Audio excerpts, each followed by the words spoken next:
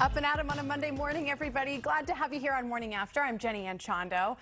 Okay, talking political anxiety. By the way, a reminder, today is the last day to register to vote in the state of Texas. So if that's an important value to you and you want to get in on it, you got to get it done today.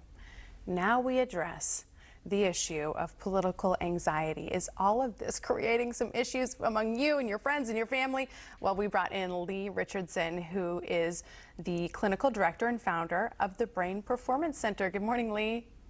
Good morning. Thank you for having me. Well, we've been talking about this around the station a lot with regard to, gosh, you know, families have been pent up together and now talking politics together, and we just don't always see eye to eye. Explain what manifests in somebody when they have that undercurrent of political stress day in, day out. Well, I think political stress comes from 2020 has been a challenging year. Any election year is tough.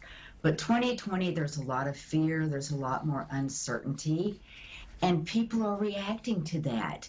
They're almost stuck in that fight or flight mode. Mm-hmm. And when you get in that fight or flight mode, you don't know whether to start a fight or to run away from a fight. And we all have different opinions.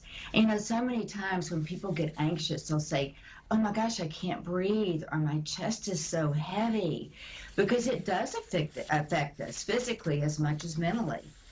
Well, so what are some tactics? How can we cope with that if people are feeling, gosh, I have that chest tightness, or even just this overarching sadness about not relating to other people with regard to their beliefs? What are some coping techniques?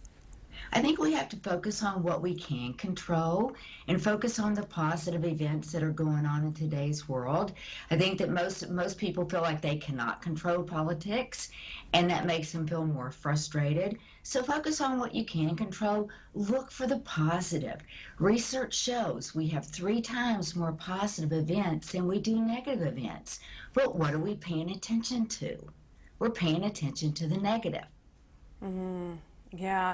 So just focus on the positive with regard to politics, or just with regard to your own life?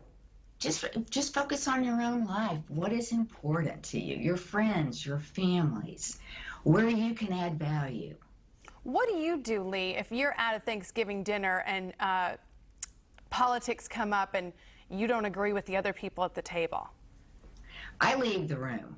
Because I have never found it beneficial to try and change somebody's opinion. I know that's not going to happen. And it's just easier for me to leave the room and just make a joke about it. Hey guys, when you finish blowing off all your hot, comments, I'll be back.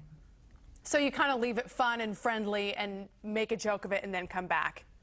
Absolutely. I think that's a good technique, and I suppose the same thing could work. What if, say you're on a group text of people and they're all thinking one way and you're kind of thinking, gosh, I'm not sure if I agree with them. Then what do you do? I think I just drop out of the text. I have never found it beneficial to try and change somebody's opinion. You know what their opinion is. They're telling you that. So instead of challenging it, you can either choose to fight it or walk away. And I've never seen a fight end on a positive note. So true. So true. Because we are, as we make these decisions, we're also thinking about our mental and physical well-being. Lee says, for the sake of your brain performance, let it go. Lee Richardson, thank you. Thank you. Great to see you this morning. You guys, she has got a fantastic book. I want to share it with you really quickly. I think we've got the book cover here to share. It is called Turn Your Brain On, Get Your Game On. Okay, there it is. Turn your brain on, get your game on. And I will also share information about the Brain Performance Center. It's up there right now, and you can find them on social media at the Brain Performance Center. Ron, I've got some group texts to leave. I don't know about you, but I am checking out right and left.